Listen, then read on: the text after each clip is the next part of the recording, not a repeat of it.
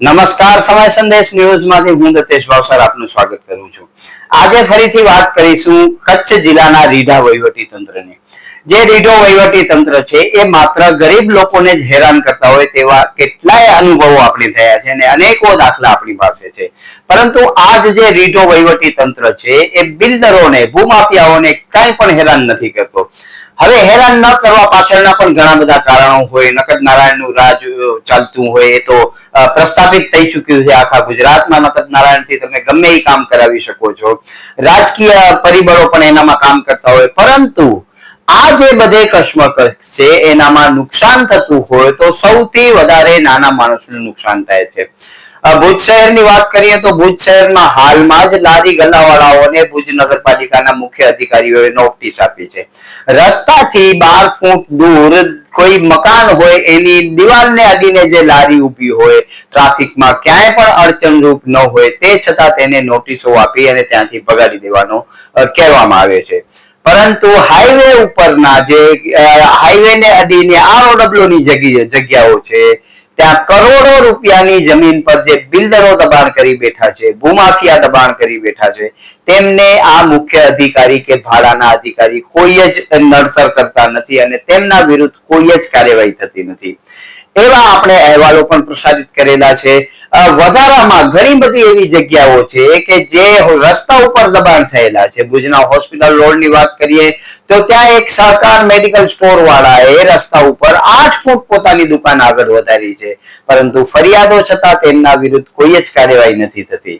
કાર્યવાહી થાય તો કોના ઉપર થાય કે લારી ગલ્લાવાળા છે, કેબિન ધારકો છે, નાના નાના ગરીબો છે, પથારા પાથરણા પાથરતા હોય એમના વિરુદ્ધ ફરિયાદ થાય. રોડ ને ફૂટપાથ ને અડીને કોઈ એક ગરીબ વ્યક્તિ નાના રમકડા વેચીને પોતાનું ગુજરાન ચલાવતો હોય પરંતુ ભુજ નગરપાલિકાના મુખ્ય અધિકારીની આંખમાં એ પણ ખૂચે છે અને તેમને પણ ત્યાંથી નોટિસો આપીને રવાના કરે છે. હવે એ જગ્યા ઉપર એ જે ધંધો કરે છે એના માટે કાયદેસર એ ભાડું નગરપાલિકાને ચૂકવે છે.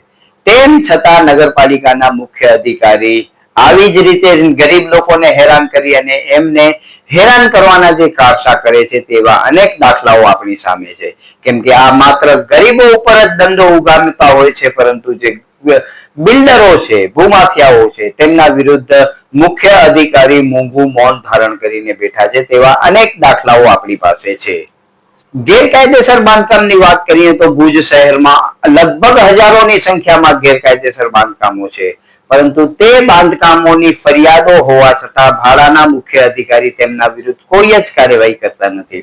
પરિણામે જે લોકો છે એ સમયાંતરે જતા જે ગ્રુડાનો નિયમ આવે છે, ગ્રુડાના નિયમ હેઠળ પોતાનું ગેરકાયદેસર બાંધકામ કાયદાકીય રીતે કાયદેસર કરાવી રહ્યા છે. હવે આ જે બાંધકામો છે એ બાંધકામો ગેરકાયદેસર જ છે, એ થઈ જ ન શકે, એની પરમિશન મળવા પાત્ર જ નથી. તેમ છતાં ગેરકાયદેસર બાંધકામને ગ્રુડાના નિયમ હેઠળ કાયદેસર કરવાના પણ કાયદાઓ આવી ગયા છે. મને એમ છે આખા ગુજરાતમાં કે આખા ભારતમાં આવા કાયદાઓ નહીં હોય કે તમારું ગેરકાયદેસર બાંધકામ છે એને પણ કાયદેસર કરવા માટે કાયદા બનાવવામાં આવ્યા છે.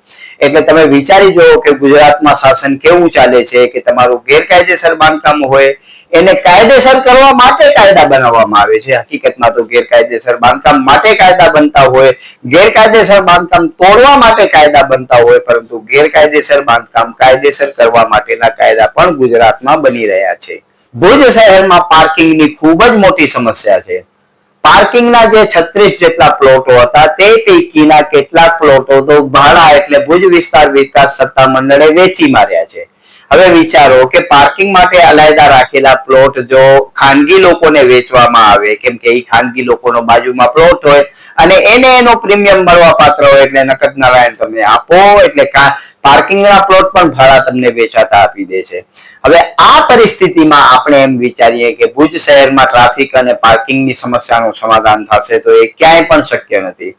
એ જે ભુજ સિટીની અંદર 36 જેટલા પાર્કિંગ પ્લોટો છે એ તમામ પ્લોટો ઉપર દબાણ થઈ ગયા છે, પરંતુ ભાડા કે નગરપાલિકાને તે દબાણ હટાવવામાં રસ નથી.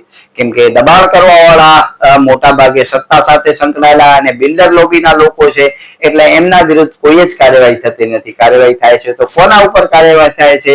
રોજના 200, 500, 1000 રૂપિયા કમાવા વાળા લારી ગલ્લા વાળા વિરુદ્ધ જ કાર્યવાહી થાય છે. અને આવા ગરીબ લોકોને પાંજરે પૂરી, આવા ગરીબ લોકોની લારીઓ ડિટેન કરી અને સૂરો થતો તંત્ર બિલ્ડરો સામે ઊંચી અવાજ પણ કરતો નથી. હવે આ અધિકારીઓ એટલા રીઢા બની ગયા છે કે આ અધિકારીઓ કોઈનો સાંભળતા નથી. આપના ધ્યાનમાં હશે કે કચ્છ જિલ્લાના ધારાસભ્યોએ મુખ્યમંત્રીને પત્રો લખ્યા છે કે આ અધિકારીઓ અમારું માનતા જ નથી. જનતાનો જે અવાજ છે, જનતાની જે લાગણી છે એ ધારાસભ્યના માધ્યમથી પહોંચતી હોય છે, પરંતુ ધારાસભ્યની જે વાતો છે એ વાતો પણ આ અધિકારીઓ નથી માનતા અને એની કેટલીય ફરિયાદો થયેલી છે. કચ્છ જિલ્લાના ધારાસભ્યોએ ઘણી ફરિયાદો કરેલી છે, મુખ્યમંત્રીને સીધી ફરિયાદો કરેલી છે કે આ અધિકારીઓ અમારું કોઈ જ સાંભળતા નથી. પરિણામ સ્વરૂપે એવું થાય છે કે જનતાનો જે અવાજ ધારાસભ્યોના માધ્યમથી અધિકારીઓ સુધી પહોંચવું જોઈએ તે અધિકારીઓ રીઢા કોઈ જ આ ધારાસભ્યનું પણ માનતા નથી. એટલે તમે વિચારી શકો છો કે જે ધારાસભ્યને દાદ ના આપતા હોય સામાન્ય જનતા માટે શું કામ કરશે? એ સામાન્ય જનતાને તો દાદ નથી જ આપવાના ને એના અનેક દાખલાઓ છે, એની અનેક સમાચારો આપણે પ્રસારિત કર્યા છે કે સામાન્ય જનતાને હેરાન કરવામાં સૂરો તંત્ર, બિલ્ડરો અને ભૂમાફિયાઓ છે તેમનો કેવી રીતે ચરણચુંબક બની જાય છે. હવે સરકારી જમીન જેની માલિકી સરકારની છે, એ સરકારની જમીન છે, તેના ઉપર બિલ્ડરો કબજો કરીને બેઠા હોય, તેની વન વિભાગ ફરિયાદ કરતો હોય અને લેન્ડ ગ્રેબિંગ હેઠળ ફરિયાદ થતી હોય, તે છતાં વર્ષો સુધી જો એ જમીનો ખાલી ન થતી હોય તો એ તો સીધે સીધો મતલબ એ છે કે આ જે સત્તામાં બેઠેલા લોકોની ફરિયાદો, જનતાની ફરિયાદો હોવા છતાં પણ આ જે રીઢા અધિકારીઓ છે એ અધિકારીઓ માત્ર ગાંધીજીને માન આપી નકદ નારાયણના રાજમાં જ જીવે છે અને આવી જે સરકારની જમીનો છે તેના વિરુદ્ધ પણ લેન્ડ ગ્રેબિંગ દાખલ કરતા નથી. હવે આ જે સરકારી જમીનો બચાવવામાં સક્ષમ નથી, સામાન્ય લોકોને શું ન્યાય આપી શકશે?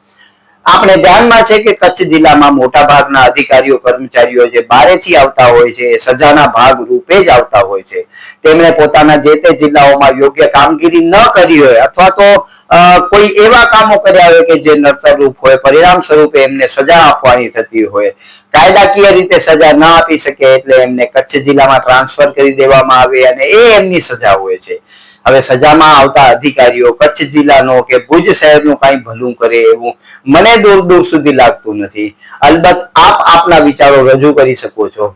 આપને જો એ યોગ્ય લાગતું હોય તો એ હોઈ શકે છે, પરંતુ મારી શુદ્ધ બુદ્ધિથી હું વિચાર કરું તો સજામાં આવેલા અધિકારીઓ જનતાનો કાંઈ જ ભલો કરવાના નથી. આમ ભુજ શહેરની વાત કરીએ તો ભુજ શહેરમાં બાંધકામની સમસ્યાઓ છે, ભુજ શહેરમાં પાર્કિંગની સમસ્યાઓ છે, ભુજ શહેરમાં રસ્તાની સમસ્યાઓ છે, ભુજ શહેરમાં સફાઈની સમસ્યાઓ છે. ભુજ શહેર અને સમસ્યા એ એકબીજાનો પર્યાય બની ચૂક્યા છે. એવામાં ભુજ શહેરના જે મુખ્ય અધિકારી છે, ભાડાના મુખ્ય અધિકારી છે, બને અનિલ યાદવ જ છે, એ ભુજ શહેરનું ભલું કરતું હોય એવું ક્યાંય લાગતું નથી. એટલે હવે આવનારો સમયમાં એ નક્કી છે કે ભુજ શહેરનું ભલું કરવું હોય તો સારા અધિકારીઓની જરૂર છે. કેમ કે આ અધિકારીઓ નથી ધારાસભ્યોનું સાંભળતા, નથી ફરિયાદો સાંભળતા, નથી જનતાનું સાંભળતા, માત્ર પોતાની જ જે હુકુમશાહી ચલાવી અને ભુજ શહેરને બરબાદ કરી રહ્યા છે. આવા લોકોના કારણે જે ભુજના નાગરિકો છે તેમને મળતી સુખાકારી મળતી નથી અને જે લોકો ટેક્સ આપી રહ્યા છે તેઓ પણ પોતાને છેતરેલો ગણી રહ્યા છે. આમ ભુજ શહેરની જનતા માટે દૂર દૂર સુધી સારા કામો થતા હોય એવું મને ક્યાંય લાગતું નથી. આપને લાગતો હોય તો આપ આપના વિચારો રજૂ કરી શકો છો, પરંતુ આ સ્થિતિમાં ભુજ શહેરનું ક્યાંય ભલું થતું હોય એવું દૂર દૂર સુધી દેખાતું નથી. નમસ્કાર, સમય સંદેશ ન્યૂઝમાંથી હું દતેશ ભાવસાર. તમને અમારી સ્ટોરી સારી લાગે તો લાઈક કરો, સારી ન લાગે તો અમને સૂચન આપો, પરંતુ સબસ્ક્રાઇબ કરજો જરૂર.